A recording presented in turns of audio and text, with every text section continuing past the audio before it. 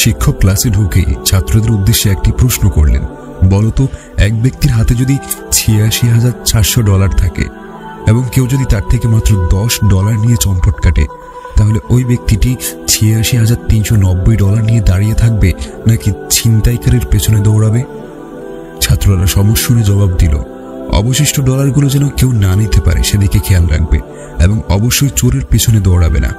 শিক্ষক বললেন, বুদ্ধিমান লোকের এমনটি করা উচিত, কিন্তু অধিকাংশ মানুষই এর বিপরীতটাই করে থাকেন। ছাত্ররা বলল, কে এমনটি করে থাকেন, একটু বুঝিয়ে বলুন। শিক্ষক বললেন, আমরা সবাই এমনটি করে থাকি। দেখো, একদিন এক রাত্রে 24 ঘন্টায় মোট ৮৬,৪০০ সেকেন্ড হয়।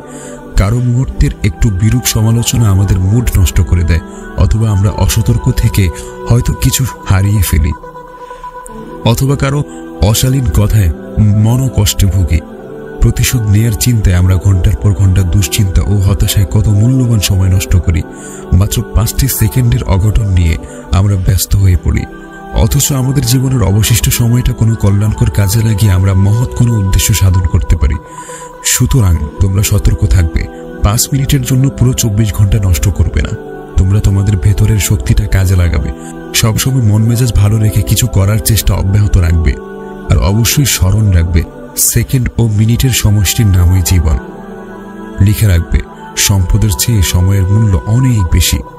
জীবনের যে মুহূর্তটি হারিয়েছে তা কখনোই আর ফিরে আসবে না।